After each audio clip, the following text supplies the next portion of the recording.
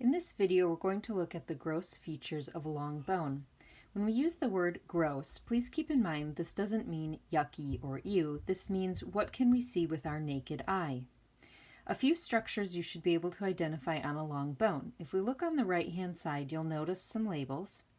The diaphysis is going to be what you commonly call the shaft. Dia means to go through. This is the through part of the bone. Physis means a growth. The growth area in our long bones are located approximately here at the narrowed region, which we call the metaphysis. Because there are two ends to the long bone, please note that there's a metaphysis on both ends. In this bone, we cannot tell which was attached to the trunk, but you would commonly use, for example, in a human bone, the words proximal and distal to mean which is nearer to the body and which is further. Above the growth area, we have what's called the epiphysis. Epi means upon or on top of. So the epiphysis are the actual ends of the long bone that would be above this growth plate area. Also notice there's an epiphysis on both ends of the long bone. Something to note with these structures is that the epiphysis or end is the flared region of the long bone. And this is also going to be the region that generally in a long bone forms a joint. A joint is going to be where one bone meets another bone. And some movement can occur. We'll talk about joints in a different video. On the joint end, if I pick up the bone, you'll notice that it's kind of a rounded or smoothed area. Now these bones have been baked, so you can actually see some of the bone has worn away and it's a little bit of spongy bone underneath, and we'll look at that in just a moment. If we were looking at a fresh bone, the ends or epiphyses, you might notice that they actually have this kind of shiny white appearance to them. This is called articular cartilage, and articular cartilage is a glass-like or hyaline version of cartilage. There are not many fibers in this, but this is meant to be a smooth area where one bone can move over the another.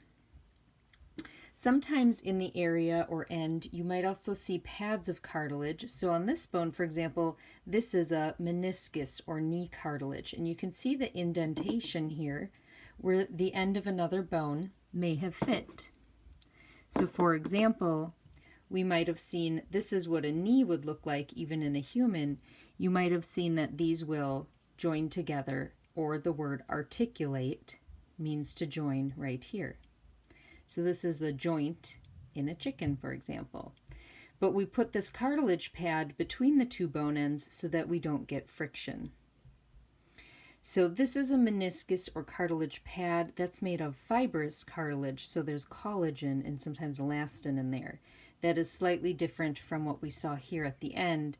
The articular cartilage, that is actually part of the cartilage that this bone originally formed from, and it's left at the ends or epiphyses here.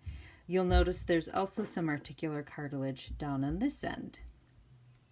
This is an example of a ball joint that we'll talk about a little bit later, but that's a joint you might find in the top leg bone called the femur or the top arm bone called the humerus. Some other structures to notice when we're looking at a long bone is something called the periosteum. The periosteum, peri means surrounding or wrapping around. So if we see the prefix peri, it's going to be nearby or around. So I've loosened up some of the periosteum on this long bone, and you can see it's kind of just a tough fibrous covering on the shaft of the long bone. This has a few features or reasons. It's meant to hold down blood vessels and nerves along the shaft of the bone. It's also for attachment of muscles. There's a little bit of ligament attached here. And it's a protective covering to keep the bone tissue separated from the muscle around it. This periosteum is found anywhere that we do not find the articular cartilage on the ends. Some other structures to notice are tendons and ligaments. So on this example, a ligament could be found right here.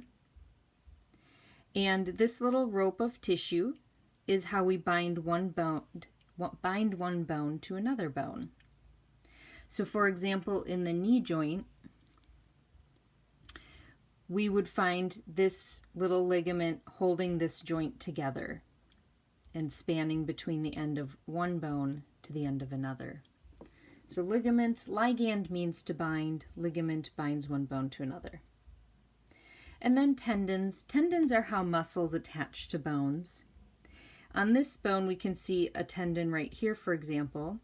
It looks similar to the fibrous tissue that we saw in the cartilage, but this is going to be more of a rope-like cartilage, or rope-like connective tissue. So here's a tendon. There's actually two right here. And these are going to be attaching the muscle, which has been removed from the bone.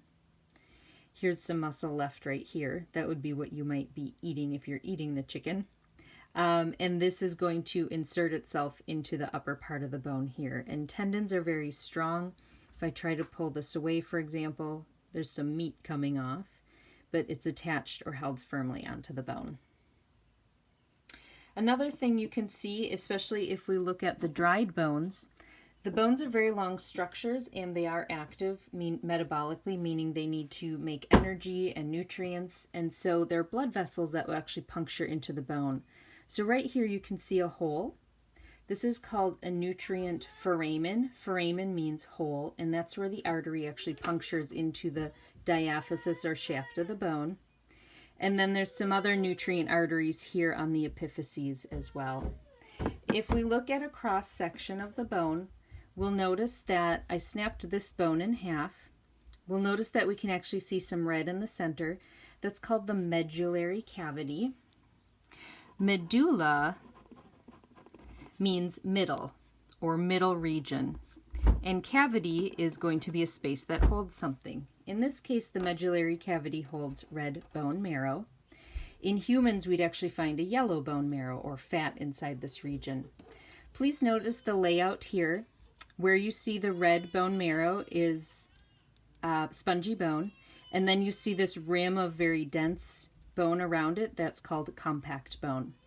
So when we learn in another time about compact and spongy bone, please take note that we will find dense bone, this very smooth looking bone, is going to be on the outside of our bones. It's including a very thin covering, which I consider like a candy coating, like on M&Ms, of compact bone around the ends of the epiphyses and down through the shaft. The compact or dense bone is, however, thickest here in the diaphysis or shaft, and it's very thin on the ends. So, for example, you can see it looks a little smooth and a little rough and bumpy. That's because the compact bone has started to be degraded away when these bones were cooked. And you can see again on this end that kind of porous appearance. So the porous type bone is called spongy bone, or sometimes you'll hear it called trabecular bone, and spongy bone is found in the ends of bones,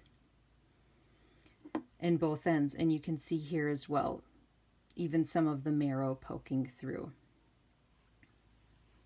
So that concludes our look at a long bone for Lab Activity 3.